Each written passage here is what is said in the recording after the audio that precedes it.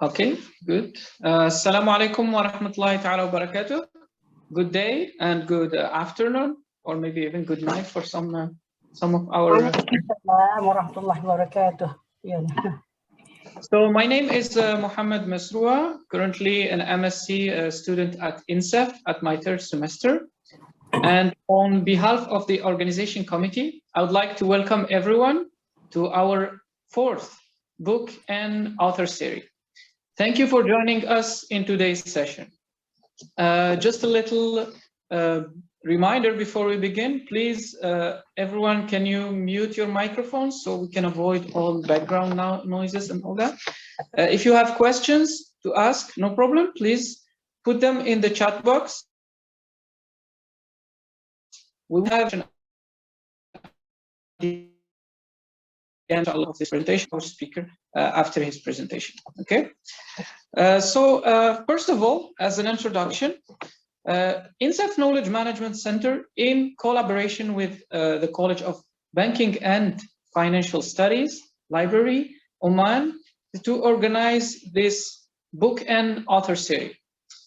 The first and third sessions of the series were conducted in last February, June, and December 2021, respectively, featuring INCEIF alumni, Dr. Hazik Muhammad, INCEIF faculty member, associate professor, Dr. Aisha Muniza, and assistant professor, Dr. Ziad Muhammad, also the founder and the CEO of the Global Institute for Tomorrow, Mr. Chandran Nair.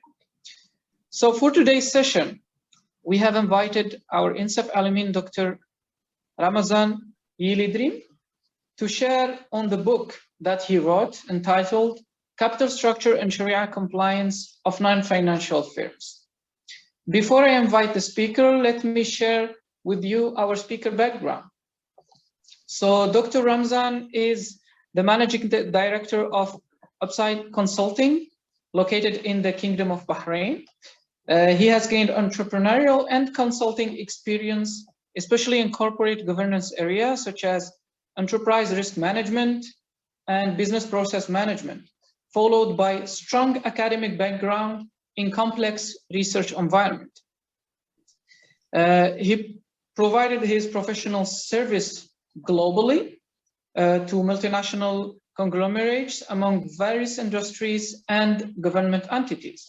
Born and raised in Stuttgart, Germany, he received his BBA in Information System and his MBA in International Management and Marketing in cooperation with Nanyang Technological University of Singapore from P4 Xiamen, the business school in Germany. He obtained his PhD in Islamic Finance from the International Center for Education in Islamic Finance, today INCEIF University, Kuala Lumpur in Malaysia. So now let's welcome our speaker and Dr. Ramazan to share about his book, The Capital Structure and Sharia Compliance of Non-Financial Firms. So Dr. Ramazan, please, you can start. Thank you very much, Brother Masroua. I am sorry if I did some mispronunciation about the names of the schools or something. It's absolutely fine. You did a great job, and probably I will get back into my to my biography anyways. So I want to welcome everybody to this book and author series, and I would like to thank INCEIF to giving me the opportunity to on this platform, and it is my excitement to be here and to meet all of you, some of you again, and some of you I'm going to get to know in the future, inshallah. So I would also like to thank the Greuter. It's a German publishing house specialized in academic publications. I think they are 270 years old. Is one of they are globally globally operating and publishing books and papers. And they have done, I would say, a great job. The book itself is really in a nice material. They have used, I would say, a great color scheme.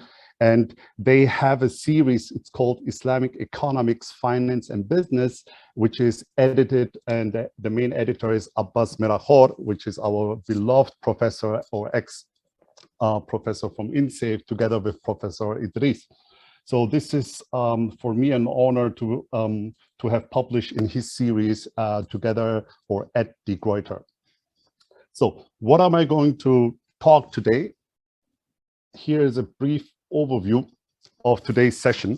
I will probably speak a little bit more about what and how did this book come into existence. And this part will probably take me 15 to 20 minutes. I will speak about my journey, how I came to Islamic finance,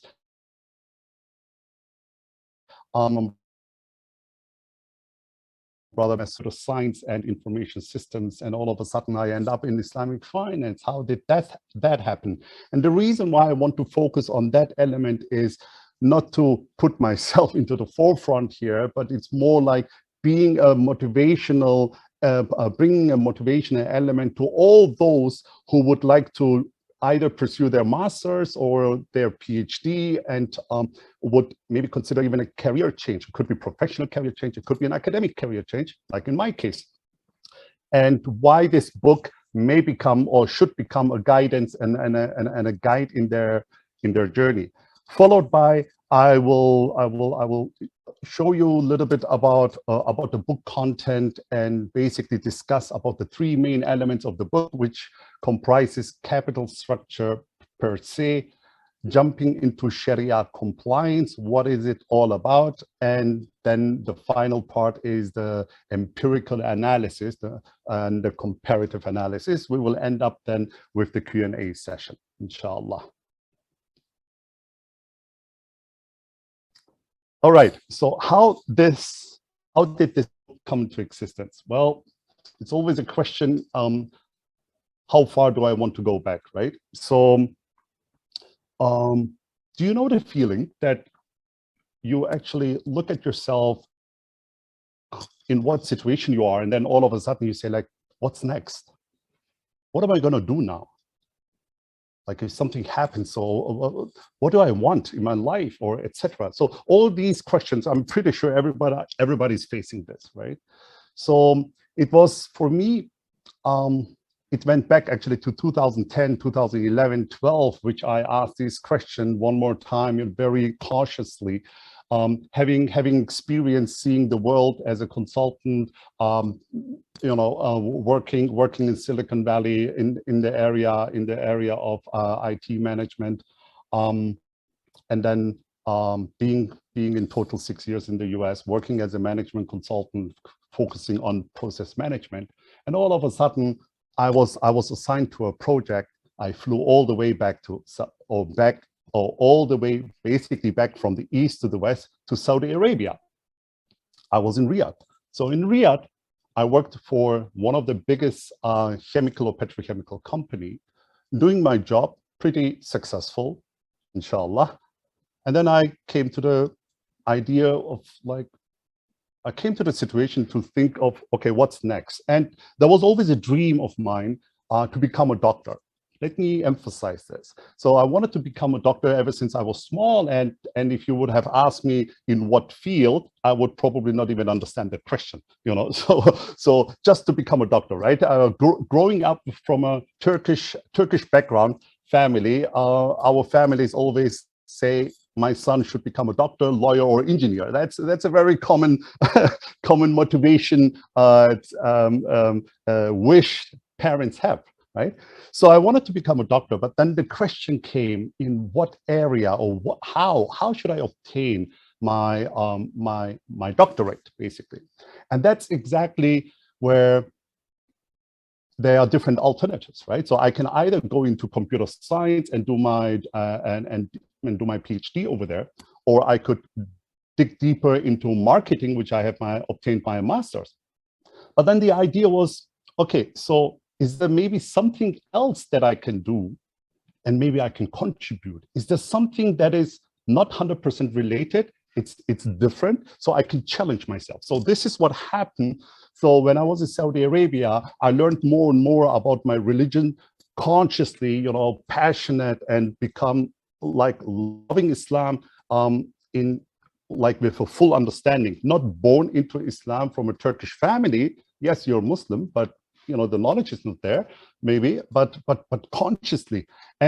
And that was a time, that was 2009, 10, 11, after the global financial crisis. And then you hear slowly and slowly about Islamic economics, Islamic finance, because it has tremendously shown progress, innovations, and it was basically on hype. And working in Saudi Arabia, living in Bahrain, and Bahrain being a financial hub, especially also for Islamic finance, I got more and more the flair of Islamic finance. And the reason why I decided actually to go into Islamic finance, or not pure finance, is basically when you study Islamic finance, you have no choice. All the conventional financial subjects will be taught to you, and then additionally you have the Islamic flair. So the same is also valid for Islamic economics or marketing, Islamic marketing. If you want to study marketing or economics, if you ask me, I would actually invite you to study Islamic economics, because you get both worlds basically. And then the question is, which university should I go? So when I decided to go for Islamic finance, 2012, you type in Google, you find Islamic finance, and all the websites by that time somehow led me to Malaysia. There was no other country, it was always going back to Malaysia. That was very interesting. And within Malaysia, all of a sudden things went towards INCEIF. So, and after discussing with certain people, and I recognize, well, if you want to study Islamic finance, there are two views basically. Either you study Islamic finance from a Sharia, pure Sharia perspective, or from a practical oriented perspective, right? So, and INCEIF itself is purely practical and academic and research-based faculty and university, a very unique university. So, and belongs to the Bank Negara, which is the central bank of Malaysia. Then, if you want to study fiqh, like really hardcore Sharia and fiqh, obviously INCEIF is probably not the right choice to go. You probably want to go to IIUM, which is the Islamic University in Malaysia, or you want to go to Medina University, or maybe RIA, etc. Well, I added to INCEIF. So why INCEIF? Because it's the MIT, it is the Harvard, it is the. So what I did is, being not exposed and no experience in banking or finance, I said, you know what? Just apply. Just apply. If you have a dream and you want to go to a specific university, here's my motivation. Just apply. See what happens. Leave it to the creator. So what happened is, I got a phone call. By that time, Dr. Obiyatullah Ismet Pacha, who was also my supervisor. So he gave me a call, and after the interview, he accepted me immediately. I have no idea how I convinced him with my computer science background, but that's what happened. All of a sudden, I got the admission. I went to Malaysia. Joining INCEIF, of course, I'm hyper. Everything is beautiful. INCEIF is growing. Islamic finance is growing tremendous. Once you enter in Islamic finance, all of a sudden you are in the inner circle. Then you see debates, critical, analytical thinking, and despite Islamic finance is in hype, looking from outside, from inside, improving mechanism is there. We were discussing about many elements and open topics. So all of a sudden you saw, wow, there are little clouds, and it's a very good actually environment to contribute. And that is the key, what I also want to emphasize here, to contribute, maybe to innovate something, maybe to come to a state where you feel hey, the academic career change was really worth it. Because I do believe that people from different academic area or background can contribute to a new field. And this always refers me back to one of the greatest companies I used to work in Germany called SAP. So in SAP, I remember in 1999, they were, or 1998 even, they were hiring everybody. It was like impossible to be jobless. Everybody. They even hired people who studied theology. And the idea of them was, and you know, it's a software giant, right? And the idea for them is that every academic career or academic discipline approaches a problem statement differently. So even people from theology background were hired. So this is also on the one hand side, if you are there where you say, where you think you may not be able to contribute, don't think like that. Do not think like that. And there's always an opportunity to do that. After a couple of years of being at INCEIF, obviously the topic of thesis comes in, right? So you have to choose your topic, and obviously when you choose your topic, you have to also choose your supervisor. So, and obviously, probably you want to go to the most famous professor at that time, and for me it was the motivation to go to Prof. Obayatullah Ismet Pasha. He's the guy, you know, he's the professor who admitted me. So I went to him and asked him for supervisory services, and whether he can give me a topic. So he gave me actually a topic, and please listen carefully here. So he gave me a topic, and by the way, Prof. Obayatullah is one of the Asia's leading, if not the leading, Islamic capital market professors. He has a great book called Islamic Capital Markets. He does a comparative analysis. So it's amazing book, amazing personality. So the first time he said he is full. So, and then the second time, a week later, I went to him and he said, so he saw that I come back to him. And that was a time when he said, are you hungry? Let's have lunch. So I was like, alhamdulillah, so this guy is hungry. It's the best opportunity to catch him. So I had a lunch with him. That was a simple lunch, but it was very effective. And he asked me to study and do research on capital market structure. Capital market structure. When I went back home, I typed capital market structure in Google, and the two terms, capital and structure, and now you know I'm coming to this topic. So capital structure is basically so strong. These two terminologies are so strong, like all the websites were in capital structure. So what I did is I did my homework. I was enthusiastic. I understood capital structure more and more. I went back to him, and I was so hyped that he saw probably, you know, this positivism in me, that he had mercy. He did not say, go back and do capital market structure. He accepted trigger point, capital structure. That was my world. All my research went into capital structure, and I focused, what is it all about? So when you understand capital structure, and you will recognize our capital structure is probably one of the three most important topics in corporate finance. Probably CAPM, capital asset pricing model is the other one, or option pricing. I would say probably those three are the main topics in corporate finance.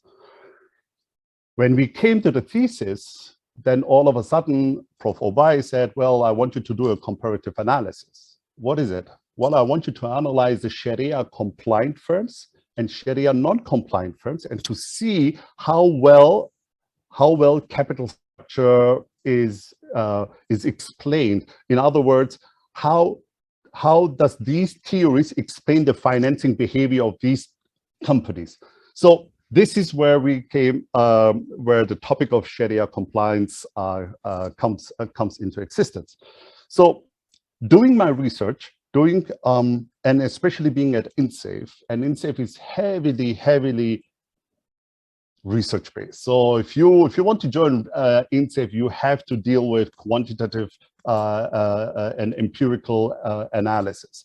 So what I have done is or I've been asked to download all this Sharia compliant and Sharia non-compliant firms from Thomson Reuters and Bloomberg, etc.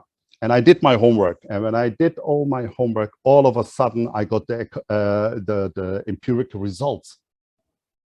That was the shocking factor. I couldn't believe that. I couldn't believe what I saw. And that triggered me not to accept so easily the results that I have. So if something like that happens, what do? So either you look and whether your economic model, the equation is right, or the data that you have downloaded is right or wrong, or your sample data. Maybe those companies who are considered Sharia non-compliant or Sharia compliant, are right or wrong. So it forced me basically to dig deeper and deeper. And obviously I recognize the data is great, no mistakes. The economic model, econometric model, perfect, no mistakes. So it is the sample data.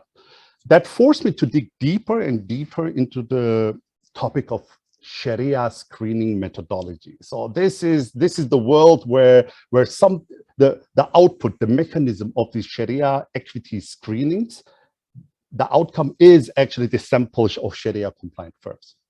So and when I dig deeper and deeper, I could actually see how everything got developed, the historical background, which I will come a little later, and all of a sudden I believe to see actually one of the, I would say, shortcomings of the Sharia screening methodologies. And my belief in that was so strong that I dig deeper and further broke it down until I believed to even not only identify the, I would say, little shortcomings, but also to found a potential solution. And this potential solution,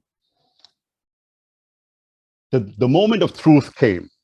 Here's the situation. For the first time, the first Islamic Finance Innovation Festival, sponsored by the Central Bank of Malaysia, conducted and organized by INCEIF, took place in 2016. And I thought, you know what?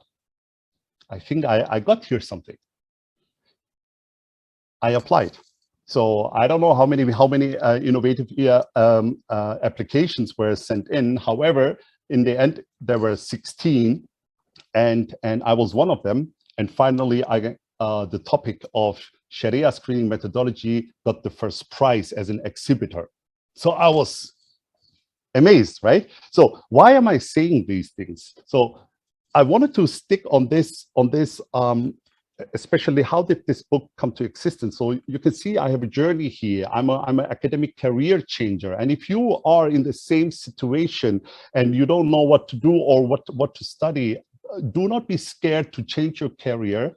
Go to some areas where you feel that you think that you can contribute, and it's actually a great time, especially in Islamic finance, to contribute at the moment. Looking back to the global financial crisis, right after the global financial crisis, or during the crisis, Islamic finance was really in the hype, and it showed tremendous growth in, I think, up to 28% of an increase.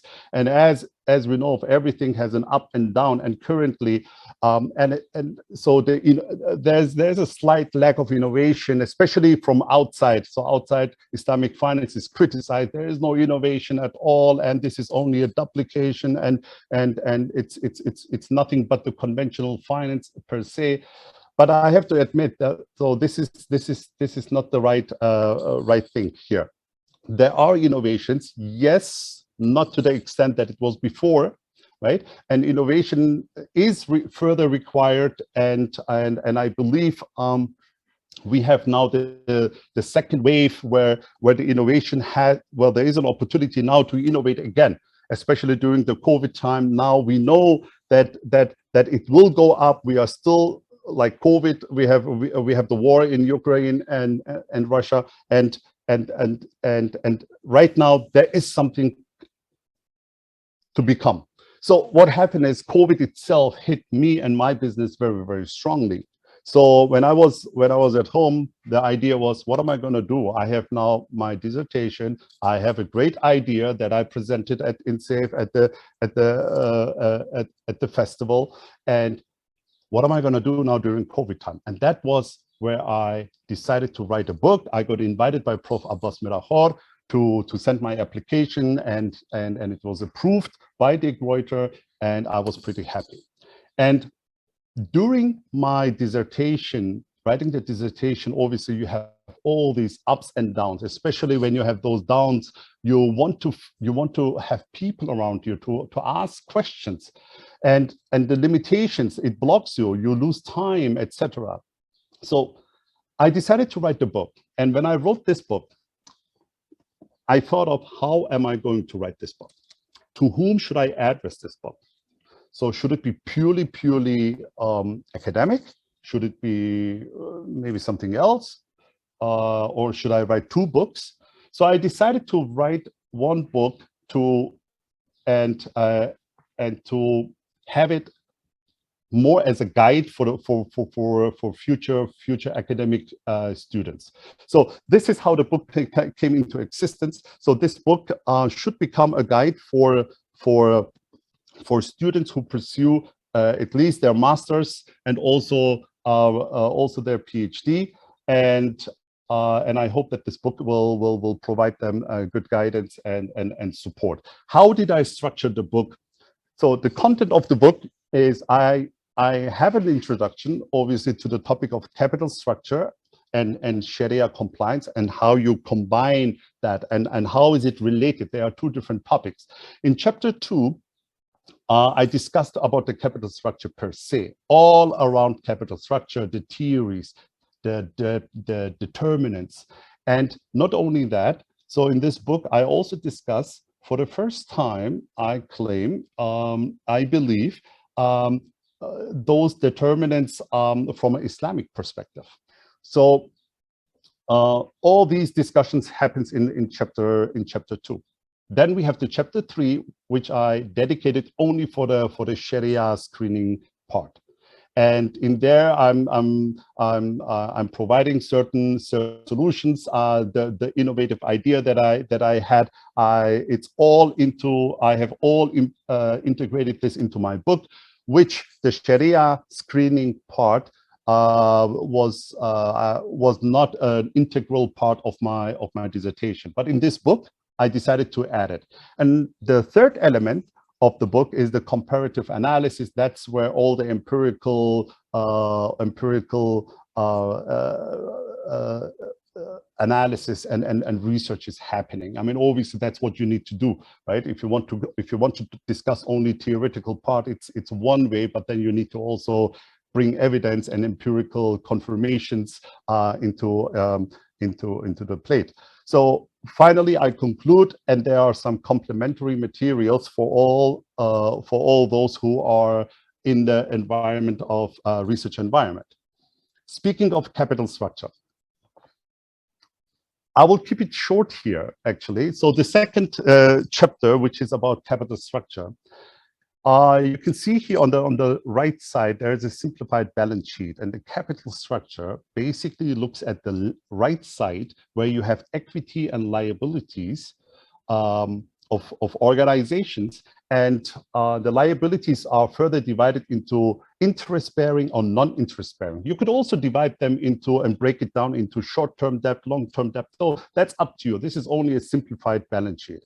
And what capital structure basically means is, you know, a company has to finance their asset.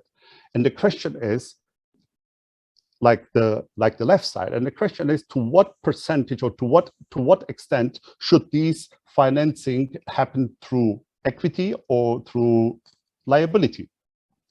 And to explain this capital structure, there are several theories that exist. The seminal work of Millers and Modigliani of 1952 were basically the trigger point. But in the book, you can also see I'm referring back to, I think, 1780, where capital structure also played a role. So it's not really something new.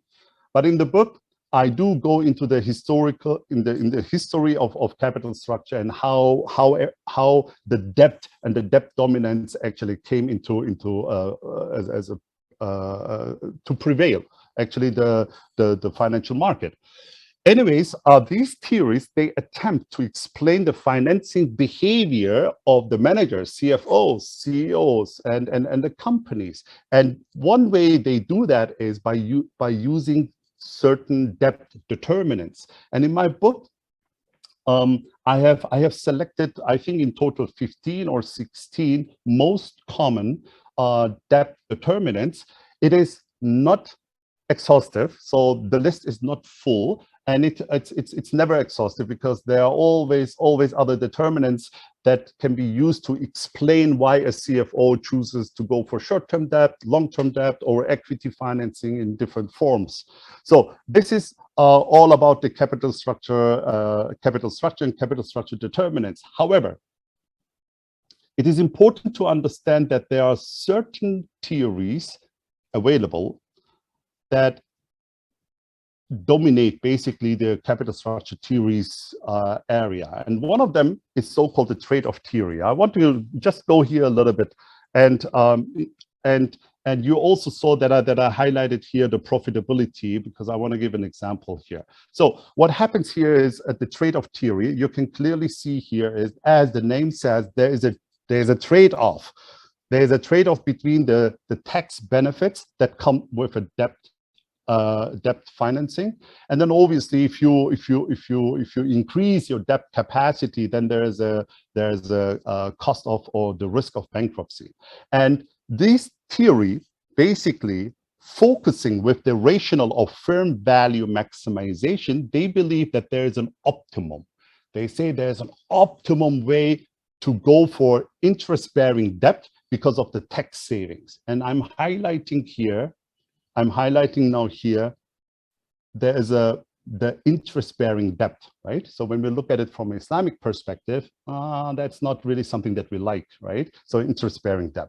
So this is a theory which, yes, it works fine, but from an Islamic perspective, I'm not sure whether we really like it or not. And in terms of profitability, so this theory basically says if a company shows its profit is profitable, then what they should do is they should go for interest-bearing debt financing. It doesn't matter because they can benefit more and more from the tax savings, and they will never default because they are profitable. They will be able to pay the interest that come along with the debt. So there is a motivation to go for debt. The other theory is so-called the pecking order theory. And the pecking order theory does not believe in any such of optimum, like that there is an optimal capital structure. Rather, what they say is, they look at it, the rationale behind is the least costly option. So they look at whatever is cheaper, I go for it. So in terms of profitability, again, the determinant, pecking order theory says, well, if a company is profitable, so that means they can have excessive cash. And if they have excess of cash, well, that means they can retain earnings. So they should go first and use their internal financing, which is retained earnings. And then if additional funds are required, then they should go to the one that is least costly, and that is debt financing. So when we look at these pecking order theory, the first priority, it's actually very Sharia compliant, right? I mean, if you need money, you don't go and finance at all. You just put your hand on your pocket and use whatever you have, and then you go for financing. But even the pecking order theory here favors debt financing, because usually debt finance, or not usually, it is debt financing is usually or cheaper than equity financing. And I know there are some disputes. I know Prof. Sami Suwailim from IDB, he has a paper. He actually shows that equity financing is cheaper than debt financing. But overall, it is believed that debt financing is cheaper. So when we look at these rational, right? So the trade-off theory says firm value maximization. Let's go for debt. Pecking order says, okay, let's start with the retained earnings, but then go for debt. The question is, what is the Islamic perspective here? What does Islam say? And hold on, where is the Islamic capital structure theory? Is there any? Huh. That's actually the good question, right? So the idea here is, and the answer to this is, there is no Islamic capital structure theory. So when I wrote this book, and again, did a lot of discussions about the debt determinants, etc. So it allowed me to come to a financing behavior, which I termed it as Islamic pecking order model. Of course, it's not a theory. This is based on exploratory research, which analogical deductions have happened. But it requires further empirical confirmation, etc. So students who read my book, hopefully and get further understanding about the rationale that I'm proposing here, that maybe they can utilize it for their research. And whenever I'm approachable, and if somebody wants to do a research in capital structure, I'm more than happy to be maybe a part of it. So what I'm proposing here is basically there is also a so-called pecking order financing hierarchy. Instead of 3, it comes up to 5 priority level. And if you want the details, please refer to the respective page. And my proposal here is, from an Islamic perspective, every financing should be based on the risk-sharing principles, which is the fundamental principle of Islamic economics and finance, and here from a least financial exposure. Islamic finance doesn't like financial risk, but what we do like and appreciate is the operational risk, right? So there are some legal maxims like al-ghurm bil-ghurm, where we say, if the operational risk is high, if the business is high, you do some investment, high risk comes with a high return. This is all beautiful, but it all refers to the operational risk of a business model, but not on the financial risk, which comes if you go for debt financing, etc. So the whole topic of capital structure, including the Islamic pecking order model that I'm proposing here, and all the discussions around the selected determinants from an Islamic perspective, you will be able to find this in the book, in the respective chapters. Now let's jump to Sharia compliance. What happened here? How do we combine now capital structure into Sharia compliance? Where is the connection? This is purely a topic of fiqh, So let's go back to the birth of Sharia equity screening. So what happens is here. So as I mentioned, so Islamic finance industry showed a tremendous growth, and again, innovation was in full swing. And the Islamic finance industry are made of several stakeholders. We are talking about banks, takaful, waqf, and etc., and also the capital markets.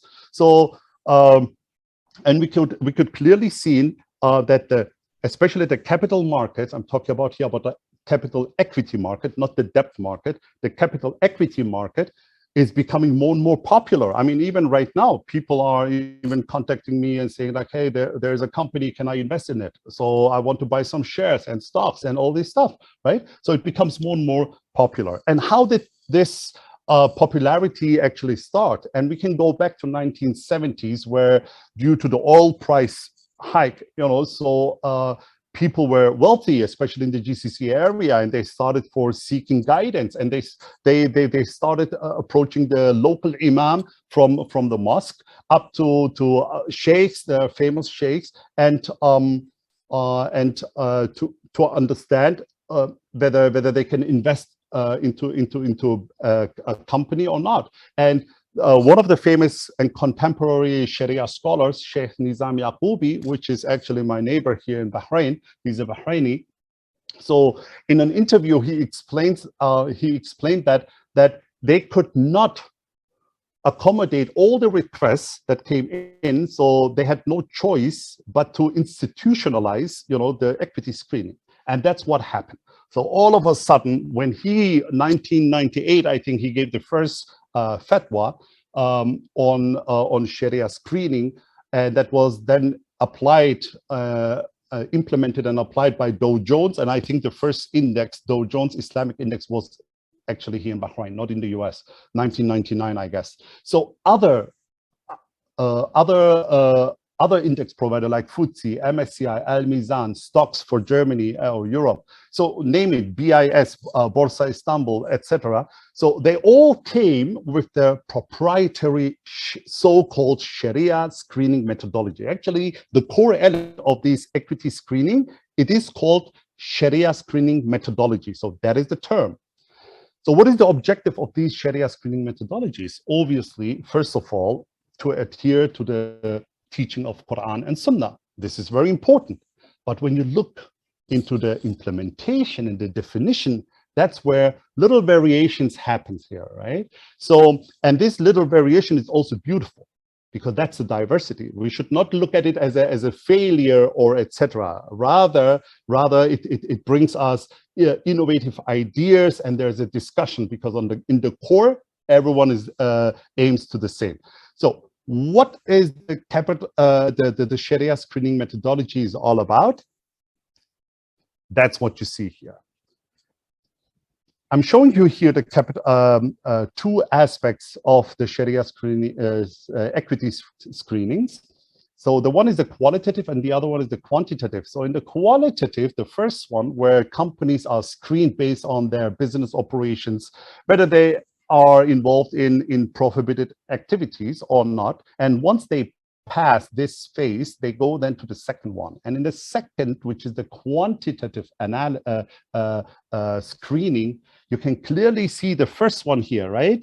And it's red highlighted, interest-bearing debt. And that's where capital structure and Sharia screening methodologies merge and get married, right? So basically the capital structure of the company is used as one of the main financial ratios, as a distinction between being compliant or not non-compliant. Then there are other cash and interest-bearing securities and accounts receivables. But you can also see that some of the index providers, they don't even go into accounts receivables. So it is a little disputed whether it should be there or not. But I can promise you, when you see the list of pretty much the whole major index provider, the interest-bearing debt is always there. So what is the current status?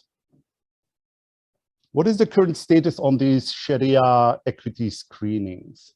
So how did this come into existence? So as I mentioned, there was an interview done by Jamal El-Din. He did his master's. It's a great paper, actually. He published in research on ResearchGate. And so he conducted personally an interview with Sheikh Nizam Yaqoubi, and who explained basically how everything came into existence, etc. So, so these ratios, they look at the middle part, right? So there's a ratio, and a ratio is made of 4 elements, right? So you have the numerator, then you have the denominator, then you also have an operation, an logical operator, either equal or greater, and then you have the threshold. So so the question here, everybody is asking, what is it? Why are they using the debt ratio, and how do they come up to these famous 33%? So what the Sharia scholars have taken is, and that's it's best explained by Sheikh Nizam Yaqoubi, they took the hadith. It is so-called the 1/3 is big hadith, so it's termed like that. It's one of the famous hadith reported by Ibn Sa'ad. So that our Prophet went to one of the Sahaba who thought he's gonna pass away, and he was so wealthy and he wanted to give away his wealth. So he asked basically our Prophet sallallahu alaihi wasallam whether he can give all of his wealth, and our Prophet rejected it, said no. And then the second time he said, what about if I give half of my wealth away? He said also no. What about 1/3? And then our Prophet basically agreed and mentioned that even that is too much. And this is a hadith which is classified by Muslim a part of faraid, yani wasiya, basically inheritance, and it is used for different areas as well, and there's no harm in it. So Sheikh Nizam Yaqubi, when he was 2012 at INCEIF, actually, he was at INCEIF, people were asking him, so why is it the 33%? So people were focusing on the threshold. You can see there, the threshold, the X percent, which is 33%. I put there an X because others, they use 30%, others, they use 37%. I still don't know how do they come up following actually this hadith, which says 1/3. It should be actually 33 or more specifically 33.33, right? So, but anyways, so Nizam Yaqubi explained actually that this is the best solution that they had or still have.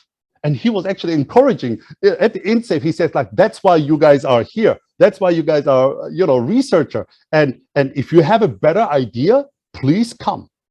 Well, to be frank, I did not know that he was actually talking to me, but that's another story. So I probably took it personally. So this is what I'm going to show you now. So so you see clearly here, this hadith has been used righteously, you know. So there are opponents. For example, Professor Al-Bali, I think he's in Kuwait. He says, well, using this hadith per se, it's actually not correct because it's about wasiya. Why are you guys using it as a debt ratio, whatever? So he got a point.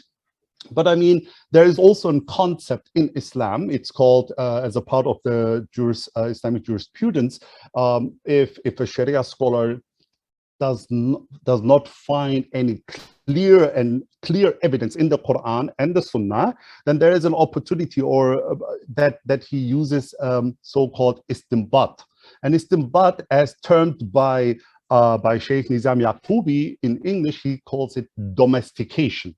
So istinbat actually is also backed up by Quran, I think, in An-Nisa, in verse 80, 82, 83, 84. So that's one of the evidence that istinbat can be applied, and there are other factors, other ayah that also support the concept of istinbat. And this is something that I learned from all my Sharia scholars and friends from Medina University and Riyadh. And it's awesome. So I'm not a Sharia guy at all, but having discussions with especially Sharia scholars or ongoing scholars, this is amazing what information can appear and knowledge. Allah Mubarak. I mean, it's awesome. So when you look at these Sharia screenings, you could actually see there are some methodological inconsistencies here, and that caused, you know, and certain justifications are also not publicly available. So we can actually look back to IOFI. IOFI is, I mean, obviously I would say the regulator. BNM in Malaysia, yes, but IOFI is really prevailed and it's very strong. And their standard 21, when you go into the stock screening, dealing with stocks, you can also see in the appendix, usually there's a real justification why certain things are there. And when you especially look at the Sharia screening methodology that they propose, certain justifications are not clear there. So, and what happened is that all led to a material and adverse effect. What does it mean? So it means that people were kind of confused. They say like, well, I have purchased Apple stock and it's halal according to Dow Jones, but then it's not halal according to FTSE. So what am I supposed to do? So basically a mistrust started here, and whole discussions again happened. And this is also, I believe, what happened during my research. So you remember I mentioned that the results that I received was not satisfactory to me because I did a comparative analysis. I analyzed the Sharia non-compliance financing behavior and the Sharia Sharia compliance financing behavior. And obviously you would have expected, or you would expect that there's a difference. Obviously there's a difference, but the results showed actually that there is no difference. And this is something where it triggered me not to accept actually the results. And think, and that's what I believe, that I found the solution to that causes the samples, that the Sharia compliance sample that I derived, that I downloaded based on Dow Jones. So what was the innovative part here? So digging deeper into the screening.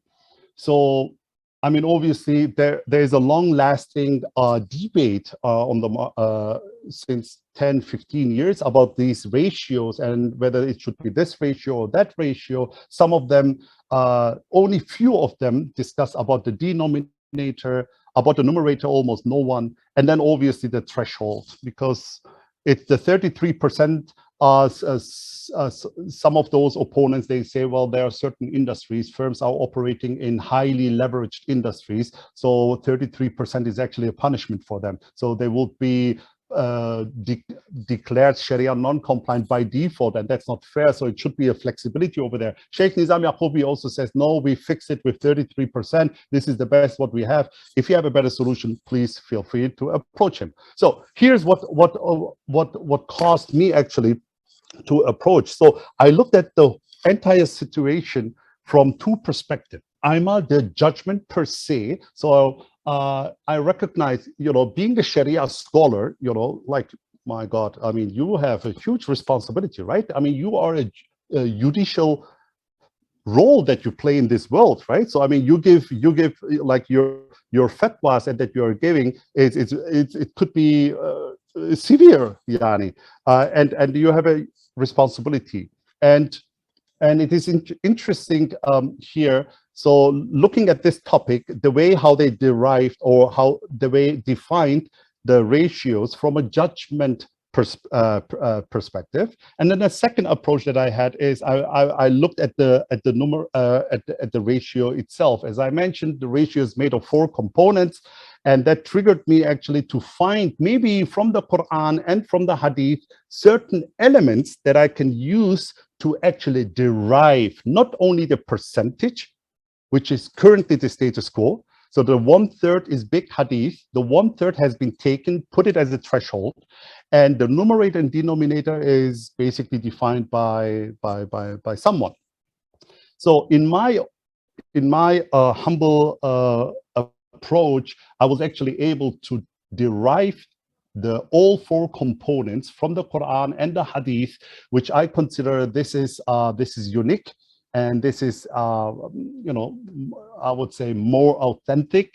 But again, this is only my proposal. Again, I had the privilege to participate in the Innovation Festival, and this topic got the first prize for its innovation, etc. So in the book, I know I spoke a little bit about it, but each of these points that you see here is deeply discussed in a detailed level in the book, in chapter 3. So please feel free to go over there and read it with an open heart.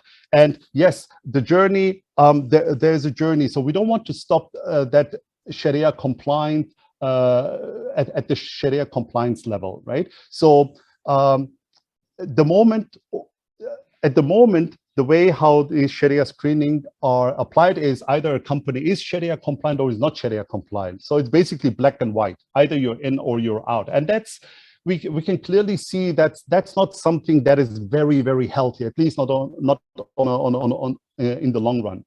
So so I had the opportunity to bring in my professional experience from management consultancy, focusing on BPM, business process management, and risk management, and corporate governance. And I do suggest and propose in my book the journey towards an Islamic firm. You can call it also sustainable firm. So whatever, I mean, Islamic is sustainable. And there's a transformation that is required towards, finally, we want to be sustainable, right? And in total, I'm proposing here 8 factors that could be added on top of the financial ratio that I'm proposing in my book. So, and the first one I'm calling here the Sharia Board. This is analogy for Islamic banks, right? So, so there's either a conventional bank or Islamic bank.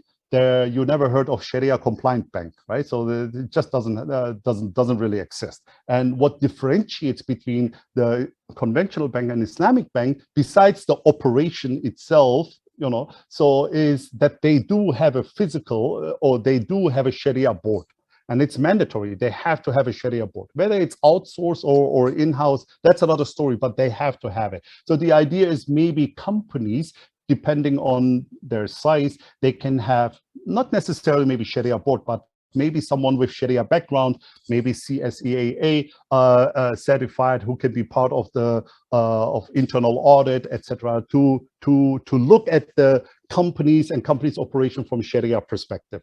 So that could be one factor, whether these companies have that or not. And then there are all other 7 factors that I'm proposing. Please feel free, go to the respective site and see what I'm proposing. Your feedback is highly appreciated once you read the book.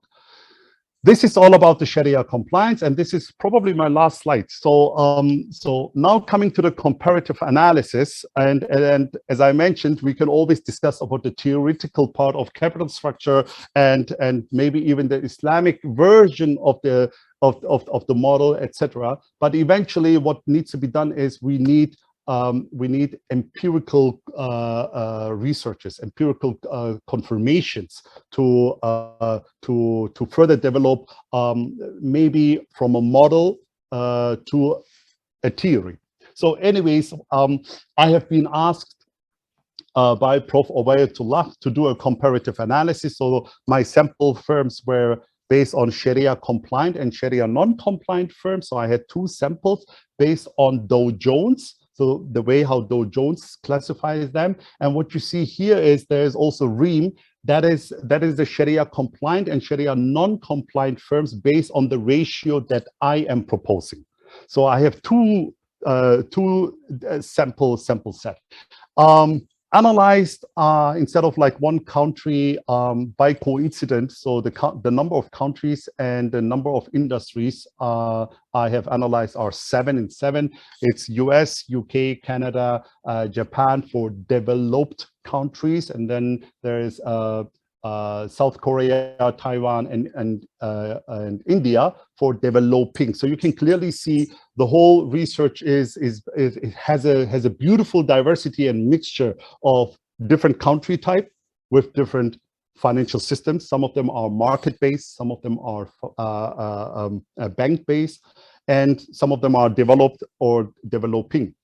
The time frame that I have chosen is 2004 to 2014, and that has also the beautiful effect that I have a pre-GFC, then during GFC, and then post-GFC. So here we could, I was able to do a comparative analysis whether certain determinants have changed. You know, so maybe the financing behavior of the CFOs and of the companies have changed, and maybe even the explanatory power of these theories have changed due to this GFC. Obviously, GFC was one of the greatest kick that the humans face, right? So those are basically the sample, and then furthermore, when you do a research in this field, you always have 2 views looking at the leverage, basically the financial leverage. One from a market leverage perspective and also from the book leverage. But I decided to put both in my book, so nobody will come short. I know certain people, they prefer book leverage over market leverage. I'm one of them, but in order to have a comprehensive comparative research here, so I added the market leverage as well. And depending on your on the data type that you have for your research, you have to choose the right estimator. So now we are coming more and more into the statistics and the advanced econometrics here. So, and again, so it all depends on your model and the research questions that you want to answer. You have to either select certain static panel models or dynamic panel models. And what I have done is I have so many research questions in it, so it covers basically both worlds. And that's why you will be able to see in my book that I'm covered the whole spectrum of these estimators. And to any good research requires also robustness tests. So that's basically to validate again the results when you change certain elements. And when you do a robustness test, basically you can do 3 types of it. Either you change certain proxies of the determinants, so or you can change the equation, the model equation, or maybe you can use a different estimator, whatever you're familiar with, and see whether the first initial results are valid, gets validated or not. So all these comprehensive estimations I have put in my book in a nice way. I wrote it down in a way that that a student will get an answer. So let's put it this way. You remember in the beginning, I mentioned that you know, all these up and downs, and then you have so many questions that you would like to ask. At INCEIF, we had our great brother, Dr. Ginanjar, who works now in Connects in Indonesia. And then we had Adam Shishani. His real name is Ruslan Nagayev, right? So great personalities. They were so helpful. I think he's right now at HBKU at Ahmed Farooq Aisan, and they do certain projects and amazing. So we always called them up and said, can you please help us? And for the in the future, or in this book, I decided actually to write this book, especially when it comes to this econometric part, in a very transparent way, that the student, in a simple language, so the student can really see the limitations and the additional notes that I have highlighted even in the book. So to make it very supportive in their research environment. Although also what I have done in the end of the project, or on the book project, basically, yes, I have done direct measures of these capital structure theories. So one of the theories, as I mentioned, is the trade-off theory, right? So there is a way not only to look at the determinants that I have done using all these estimators, but there is also a way where you can directly measure the trade-off theory itself.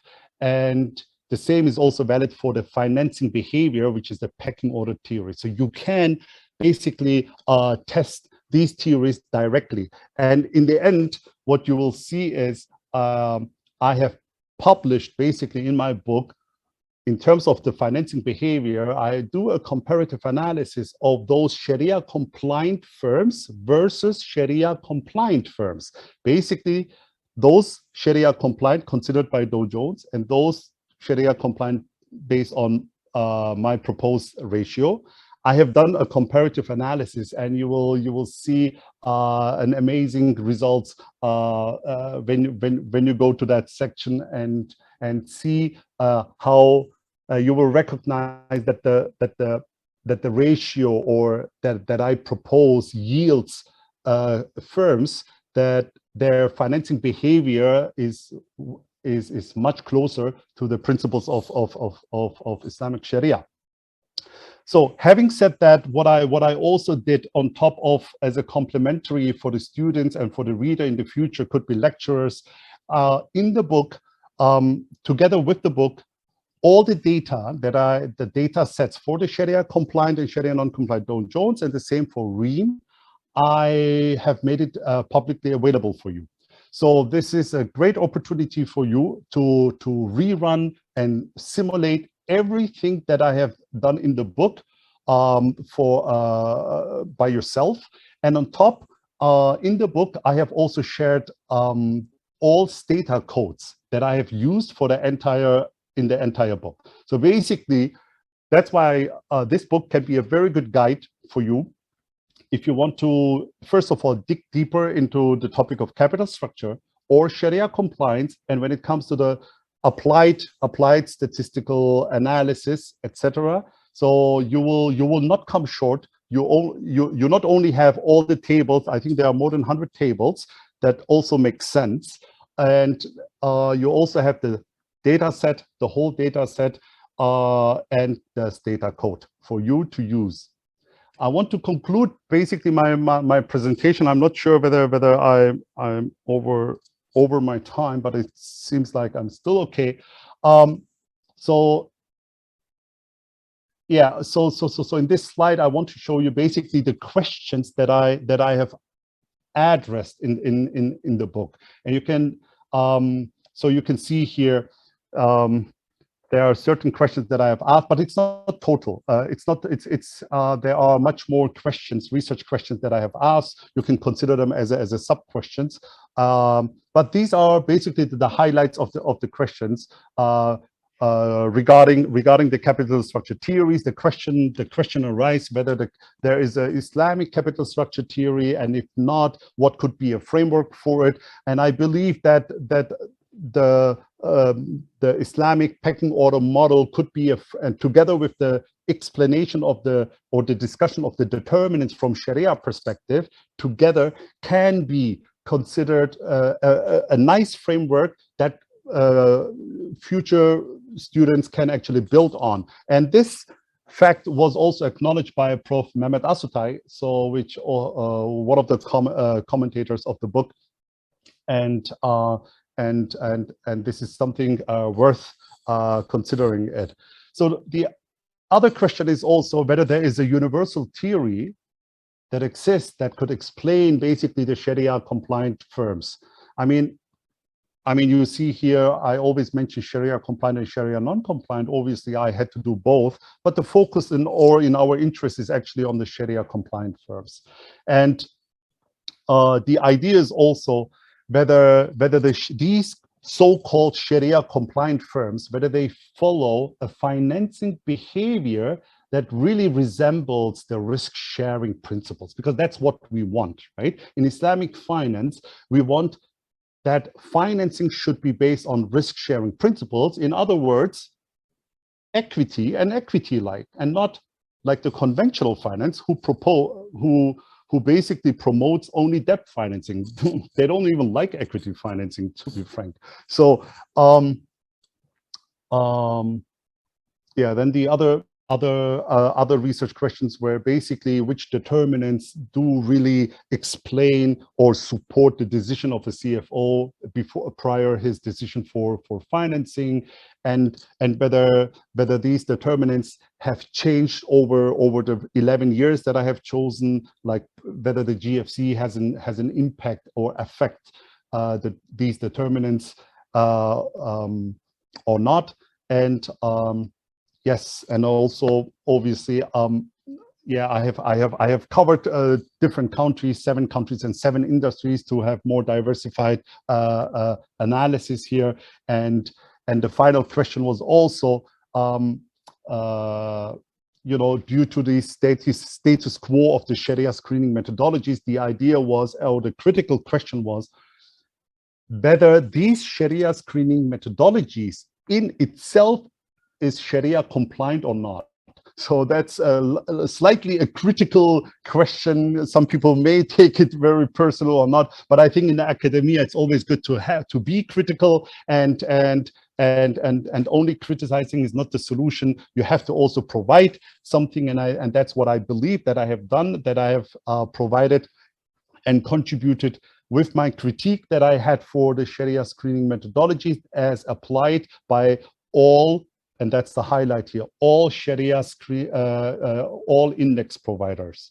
So, and I do believe that there is an opportunity now to the long-lasting urge to harmonize. I'm not talking about standardization, but at least harmonization of the Sharia screening methodologies. And please feel free to come and approach me if your research goes into that area, capital structure, Sharia compliance, etc. And hereby I would say thank you very much for listening, and I hope certain areas probably got too boring, but again, so I didn't purposely didn't want to go into the book in detail, because I want you to read the book, get the understanding of my line of thought, and then we can have basically a discussion. The book itself is available. I think it got published exactly a year ago, this week, a year ago. And after discussion with Stefan Giesen, you see on the right hand side down the email address. So there's a 10% discount. I'm not sure whether it's timely limited or not, but so the way this discount will be counted is like the orders has to go via email. So I'm leaving this slide open so for everyone to be to write down his email address, which is Stefan Giesen.giesen@degreuter.com. And yes, if you want a copy, so this is the link on the left hand side. When you scroll down, you can actually see the Excel files that you can download. That's where I was talking about the data sets. It's free, available, and I hope you will utilize this data for your own study, self-study in econometrics, and it will hopefully be fruitful for your future career. Thank you very much. Thank you very much, Dr. Ramzan. Thank you for the presentation, and especially we thank you so much for the first part, very inspirational journey that leads you to INCEIF. And we actually have a lot of students from so many backgrounds, and I myself actually I'm from an engineering background from Canada, so that's definitely an inspiring journey. Thank you so much for this one, and thank you also for the structured presentation, a very high quality presentation we had about this capital structure and Sharia compliance of non-financial firms. We will now answer some questions. So I'm gonna look at the chat box. If we do we have any questions here in the chat box? No, I don't see any questions in the chat box. So does anyone of the audience have a specific question to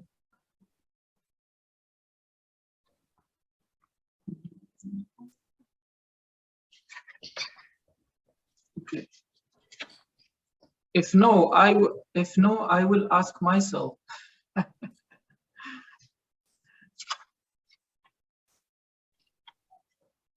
Okay. Thank you for this explanation. So, Brother Matthias, do you have a question?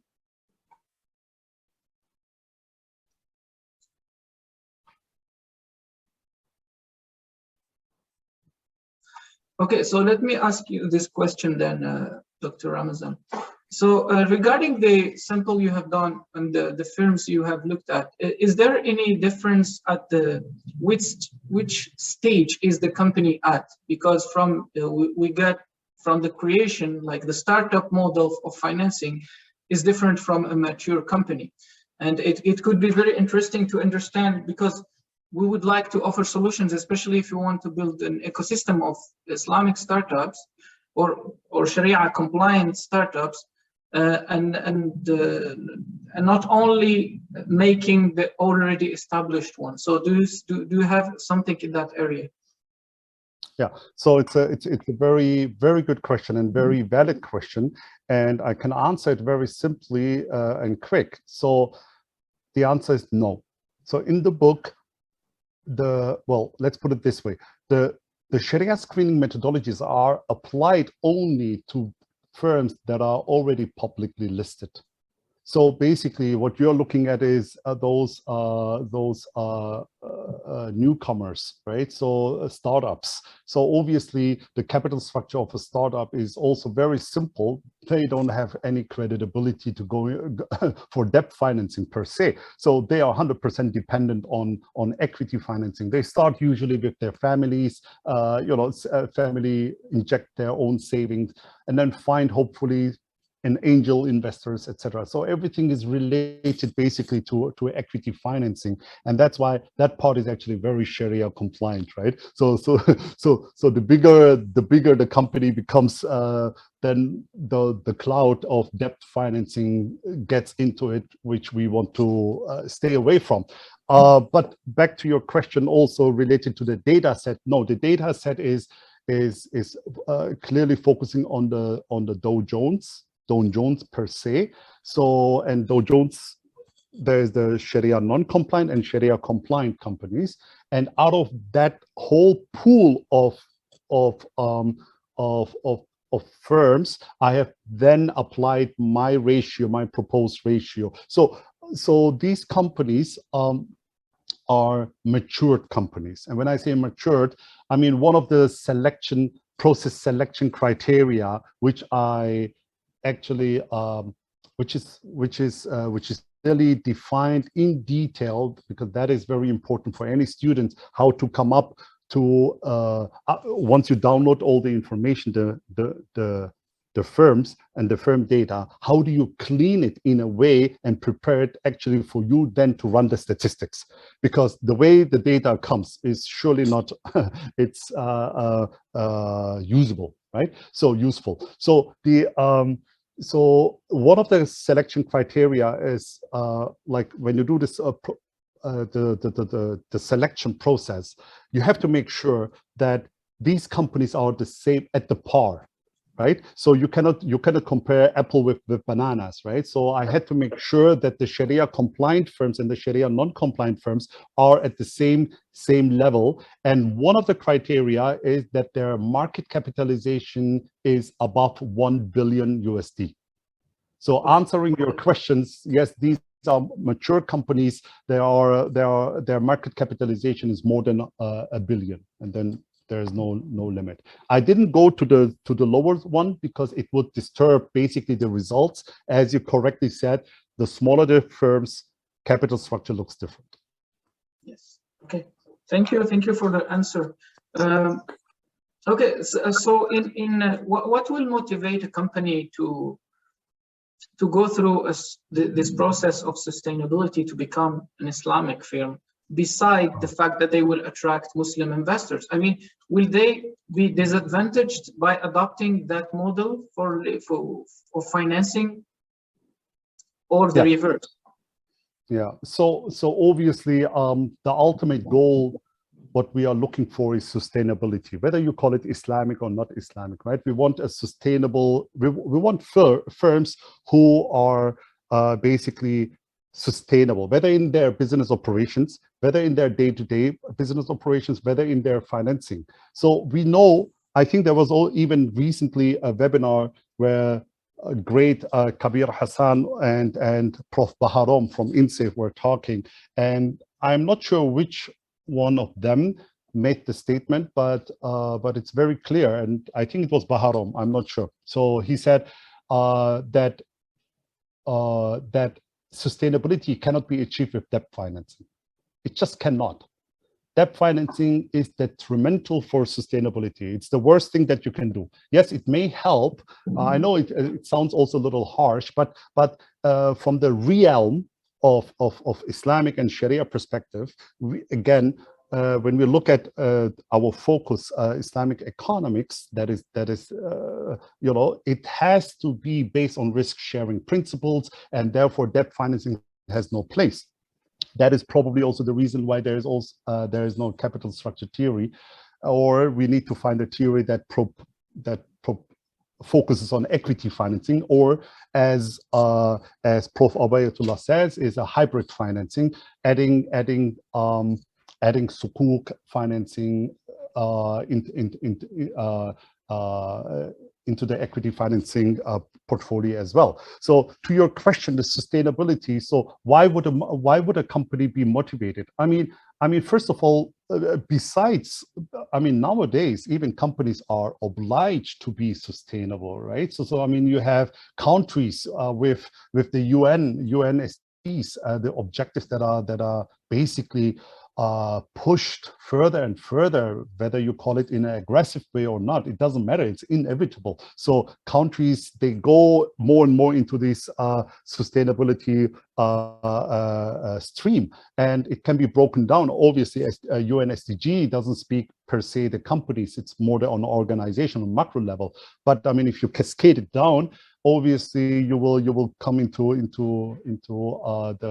the business level as well, and there are other sustainable objectives, like ESG and sustainable investments, and these are very important. First of all, to be also very compliant with Sharia. I mean, if you want a story about sustainability, I think the best professor you can go is, I love this guy, is Professor Dr. Tariqullah Khan. I mean, he is so wow, you know. So in that topic, so he teaches at Istanbul Zaim University. So if you go to him, he will probably brainwash you and become more green and blue, etc. I mean it in a very positive way. So I really like his approach, and you don't have any choice. So we have to be, if you want to be Sharia compliant, you have to go into more and more sustainable business and sustainable business operations, which also includes sustainable financing, whether you call it, and what we believe is, and we claim, the sustainable financing can only be achieved via equity financing, or equity like sukuk financing, not with debt financing, not whether it's offered by an Islamic bank or not, it doesn't matter. Debt is debt. You know, we are not even talking about the interest-bearing debt, because the interest-bearing debt is the interest is the haram element. So we don't even go there, right? So the debt financing in itself, debt itself is highly discouraged in Islam. So we don't want debt. You know, so therefore we have to focus. All the innovation that we do should support the principles of Islamic economics, and it's based on risk sharing and sustainability. So this is where companies have no other choice. They have to do it. Otherwise, it will hit their reputation. People will look for alternatives. So by default, and you can actually also see that especially the publicly listed companies, there are rules and policies coming from the government, or even from central banks, that they have to provide certain sustainability and make it available public in their financial statements, etc. So there is, I would say, being public nowadays, like public company, and not dealing with sustainable objectives, I think it's a knockout criteria. It would be a knockout. I hope I answered your question. Indeed, yeah, of course. Thank you, Dr. Ramazan. So we have a question from the audience. Dear Marifat, you can take. Yeah. Thank you very much. Thank you, Mr. Ramazan, for the fruitful presentation.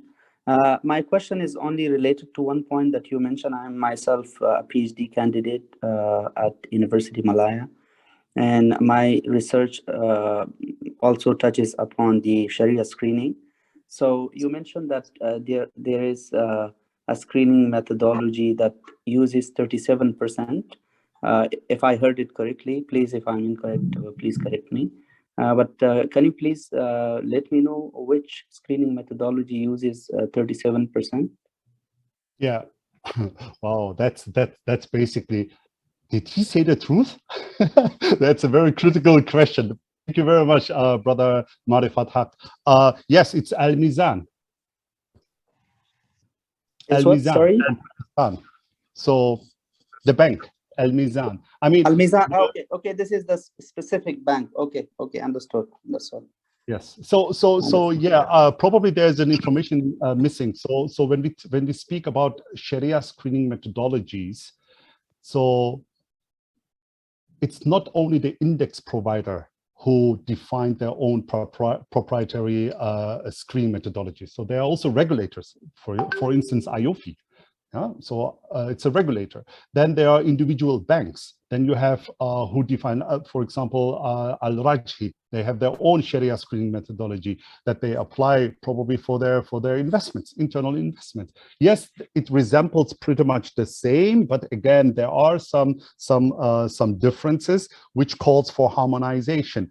So the 37% is Al Mizan bank. It's a bank-specific Sharia screening methodologies. And I think if I have seen a paper which I'm not sure her name, Ho or Sho. So from Malaysia, she lists, I think, around 40 Sharia screening methodologies, like 40 different from different owners, whether it's a regulator, whether it's a bank, whether it's a fund manager, fund company, so index providers. So yeah, there are different. So the threshold varies. Yeah, thank you very much. Thank you. I'll look for that. So just, I mean, since you have done research on this, as well, in your views, why is there, this difference between the different Sharia screening methodology? Why there is no one Sharia screening methodology? Why we can't agree on one Sharia screening methodology?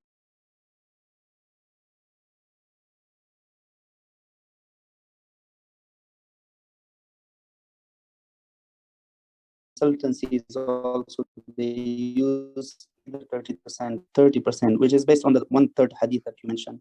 But also, I mean, would you know that what are the basis for the 37%?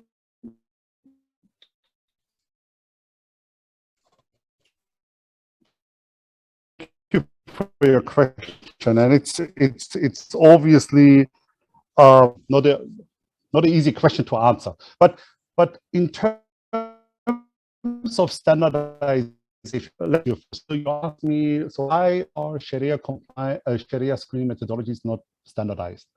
Well, I mean, you can even go further, right? So why is certain Islamic financial instruments not standardized, right? So we have murabaha, we have tawarruq, we have whatnot, right? So don't let me now count here. so there are differences in there are different practices in the standardization. So I would say, and it's only my humble opinion, is the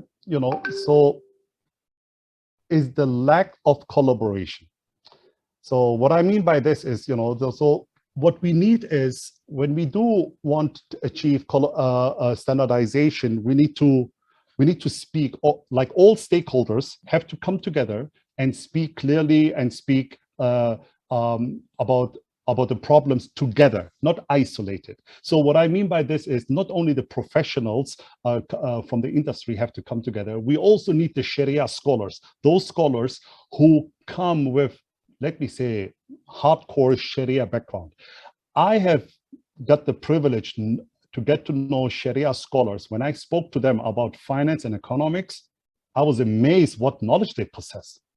So we should not underestimate Sharia scholars at all.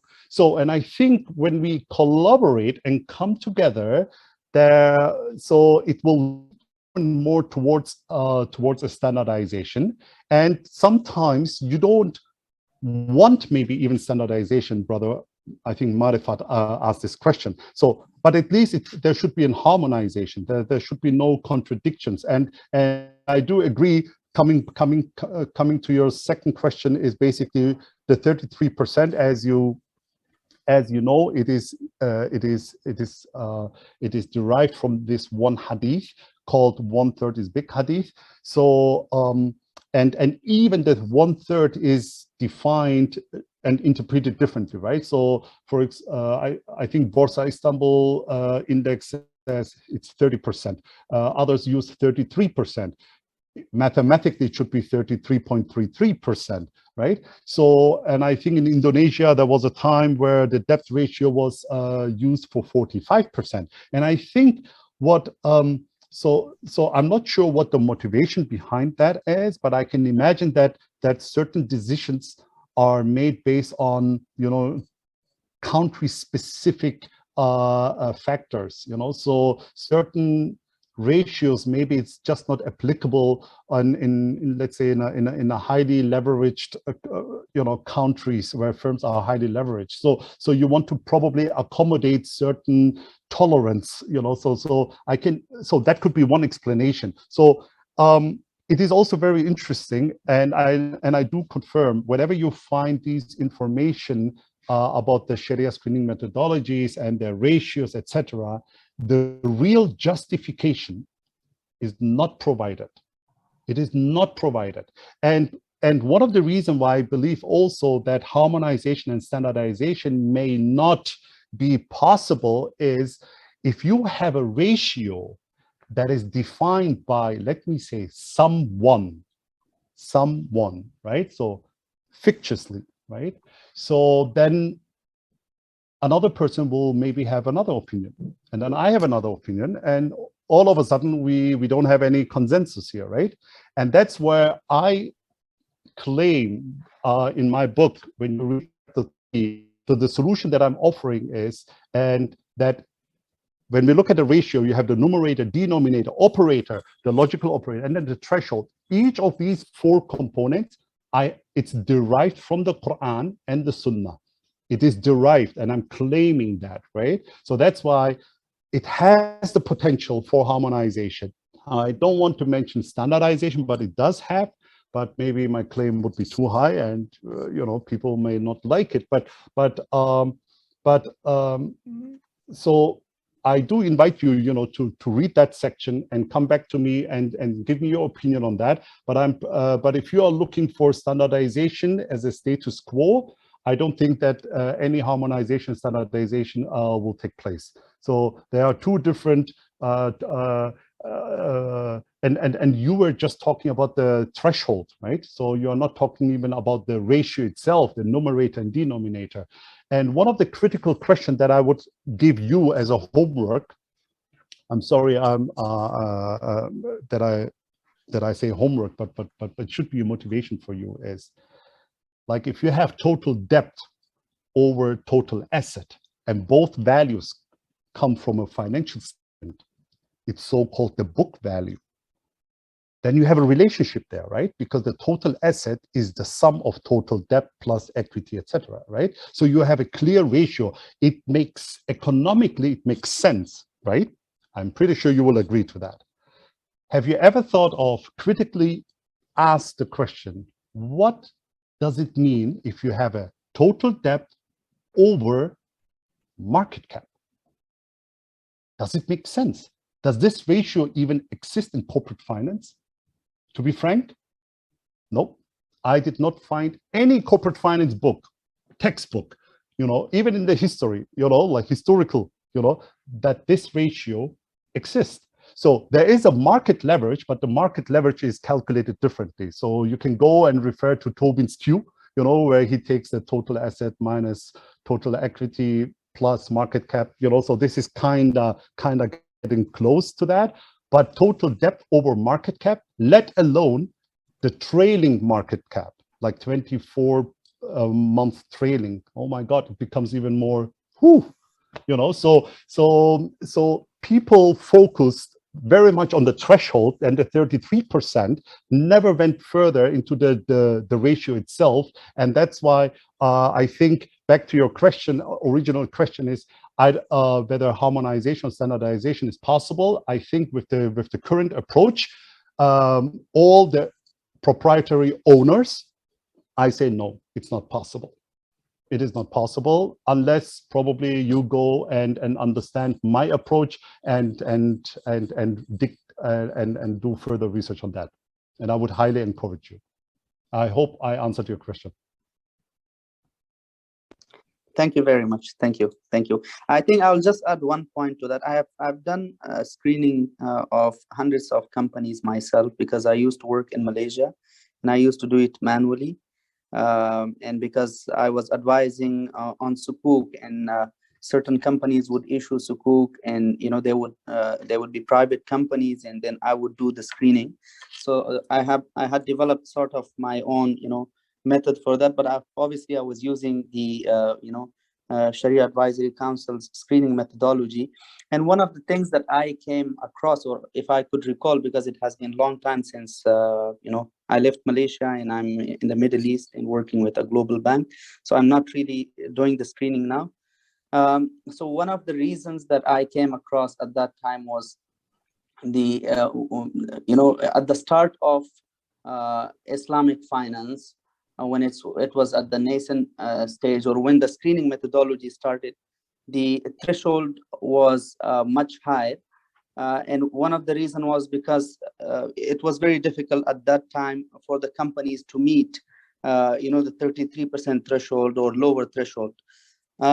So this was one of the reasons, just to develop the Islamic finance industry. And you have rightly highlighted that it may be difficult to achieve the standardization at this stage as well. But maybe, because certain countries might be still at the nascent stage, right? The Islamic finance might be starting. So for them, maybe a higher threshold is required. So maybe in, for the purpose of maslaha, public interest, maybe the scholars will allow it there, but we can't impose, to have a lower threshold for those countries.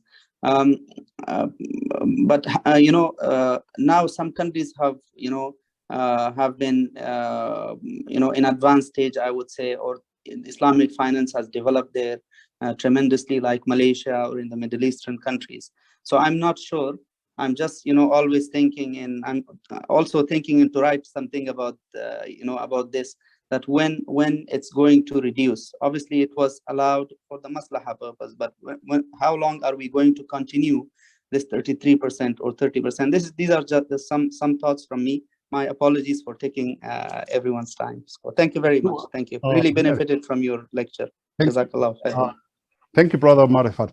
But maybe 2 minutes here. So yes, we have to see that. I mean, Sharia, there are certain topics in Sharia, right? So where it is really black and white, right? So there is no much discussion.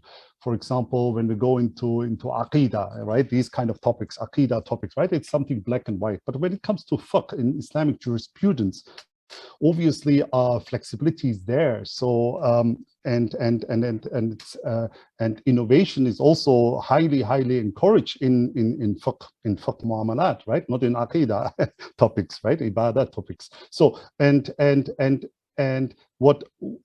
so the Sharia scholars, they have to be flexible here. And this is very, very important even, to accommodate, as you said, the public interest first, instead of like individual interest, right? So it is more the social interest. And comparing to the conventional finance, Islamic finance is pretty relatively new. We are talking here about 50 years, 5 decades, and it requires further development.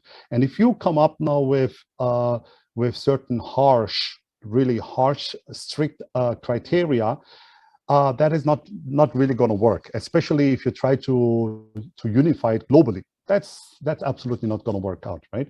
So the question here is, where is the threshold that you want to put of your tolerance, right? And that's where Sharia scholars sometimes even unrighteously attacked, right? So and I really have to protect here the Sharia scholars. I think they really do a great work, and may Allah preserve them. It's really important to have these scholars. So they have to accommodate the public interest, right? So if you want to apply Sharia screening methodology in Germany, I mean, what do you expect? Germany is a bank-based country where almost all financing are heavily done through banks, and all of us, and the country is not even Islamic, right? So what do you expect? How should Islamic finance be implemented in a non-Muslim country? Tell me that. I mean, we do have some challenges, right? I can actually go back a little bit more, right? So when we look at Sharia or Islamic economics or Islamic finance, I mean, what is the foundation of it?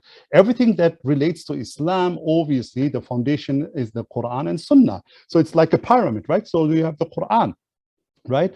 Quran and Sunnah. And on top of that, it becomes the fiqh. And on top of the fiqh, you have Islamic economics. On top of Islamic economics, you have Islamic finance, which comprises of bank, takaful, capital markets, etc. So there is a contingency here, dependency among each other, right? So, and now all of a sudden, we go to Germany, we go to the US, we go here and there, trying to implement Islamic finance where the foundation of Islamic economics does not exist. So the critical question is how healthy is that going to be? Why have different diminishing musharaka contracts that varies in Turkey and in Germany and in Malaysia? So obviously that is required. You have no choice. Even if IOFI or BNM come with certain standards, those standards are not binding. That's one thing, and it needs to be adjusted. And the adjustment requires adjustments to the local law of the country, right? So and because you want to support, and that's why you can't really expect everything to be 100% now. So it requires a transition. It requires a time to adapt, and the Sharia scholars and the banks they try their best to be as much as possible Sharia compliant. But if you expect everything has to be Sharia like 100%, I think that's a false expectation that someone would have. And these 33%, again, brother Marifat, if you ask me per se, I will not go into deep now here, but you know what? I think even all the ratios that are applied at current Sharia screening methodologies, all of them are irrelevant.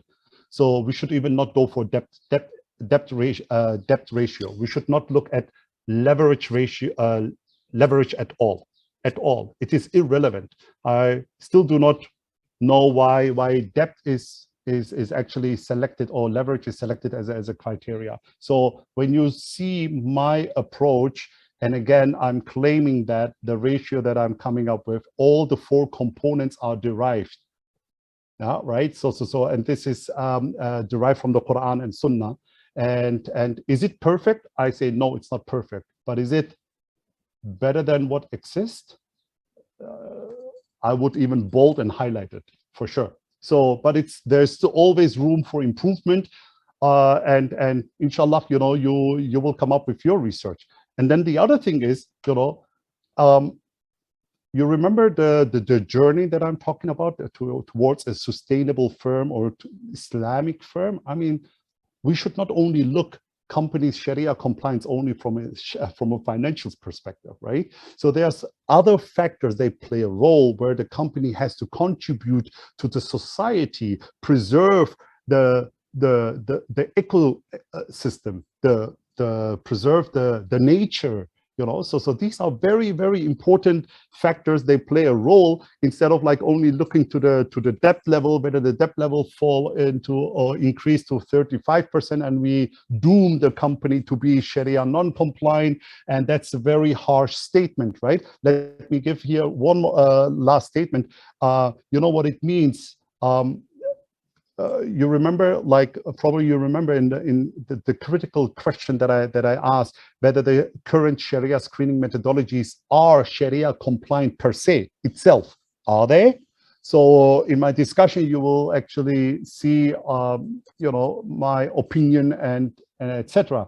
And why is it important? Because as I mentioned, being a Sharia scholar, you have a judicial role here, right? So you do a judgment. So basically you're telling a company, stop, you are not compliant with Sharia. I mean, that's a harsh statement, right? It's a harsh statement. You know what that implies? It implies basically, mathematically seen, well, 1.5 billion Muslims are not allowed to invest in you. I mean, that's a very harsh statement. So that's why we need to be very careful, with what factors are, needs to be considered to declare a company whether a Sharia compliant or Sharia non-compliant. And I think we have to go away from this black and white principle. So either you're in or you're out. So it's rather we have to look at it gradually, or maybe bring certain certain criterion and look at them isolated and give them some points, some weightages, etc., and then make a holistic judgment of a company instead of just based on the financials. Thank you. Thank you very much. Thank you, Dr. Ramazan. Actually, this is a very good point to conclude, especially for further research and for people who are interested in this. We should definitely not stop only at the screening methodologies, and we should look at the whole concept of building an Islamic economy, inshallah. So yeah, before ending the session, I would like to request all participants, if possible, to switch their cameras on so we can have a photo session, a souvenir, as we say.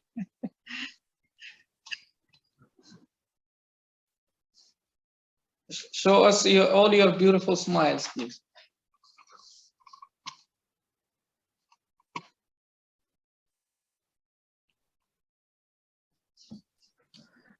So, Brother Hanif, you're in charge.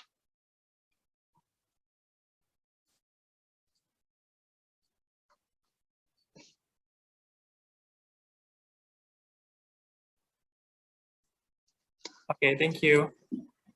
Oh, I can see already here some beautiful faces. Gerd Matthias is here. My beautiful sister Dilek Sulon is here. Oh my God, Omar Salim. MashaAllah. Thank you, brother, for joining. Yeah, I thought you would say smile before taking the picture. So all right, let's do it. Let's do it again. So the photographer, you have to, tell us to smile. Okay, once again. 1, 2, 3, smile. Okay, perfect. Thank you. Thank you very much. Good. Thank you very much for all of you. So to conclude, I'll say that is the conclusion for the 4th book and author series. Thank you again, Dr. Ramazan. Thank you for your great presentation, and thank you actually for the, especially I re-emphasize for the first portion, because it's very, very interesting for a lot of our students and for ourselves especially. So it was a pleasure to have you with us today. Thanks to all of our participants who were able to join. We hope that you have learned and enjoyed the presentation. I would like to inform you that the ebook, Capital Structure and Sharia Compliance of Non-Financial Firms, is accessible at INCEIF KMC ebook platform for INCEIF staff and students, and INCEIF KMC subscribers, obviously. With that, thank you and have a pleasant week. Assalamu alaikum wa rahmatullahi ta'ala wa barakatuh. وعليكم السلام ورحمة الله وبركاته. Thank you very much. Thank you all. Brother Masrua, don't forget to download those 3 complimentary files that you can find on the website of Dick Reuter. I shared them. Those are the data set, right? So every student, they can simulate the entire book. They can simulate. It's a very nice testing and self-study purpose, and everything, and even this data code, everything is shared. So please feel free, get back to me. Everybody's more than welcome to approach me, and you have my contact details. And yep, thank you for joining. Thank you. Jazakumullah khairan. Listening to my story, my life story. So anyways, I think everybody has a great story on its own. Yeah, very aspirational actually, for especially at this stage when we're still students. Yeah, I think it's very important. Yeah, I think I'm also happy that and that you confirm you're an engineer, right? So I know we are continuing now, but the session is over, right? So you're an engineer, and I think this is very, very good, because again, people look to problem statements differently, right? So you approach differently, I approach differently, and this is I think very important, and I would love to see also that real Sharia scholars, like real hardcore Sharia scholars, also join these. Well, we don't have a think tank, right? So, but we need something like that where we all come together in order to achieve harmonization, inshallah, towards standardization, which is not always required. You know, we don't need that, but at least in the fundamentals, we don't differ so much, and this is important, especially for the way how people will perceive Islamic finance. Right, currently, you know how certain even our Muslim brothers and sisters, right, they don't believe in this Islamic finance. Right, there is a huge criticism that is applied on, which is unrighteously, you know, so it's not right. But again, so this all requires us do our homework as a academician to work and collaborate together, and also to convey the message correctly to the people. Inshallah, we will do our best to be the best ambassadors for this industry, for the sake of the benefit of the Ummah, inshallah. Inshallah. Okay, assalamu alaikum wa rahmatullahi ta'ala. Alaykum salam. Thank you very much.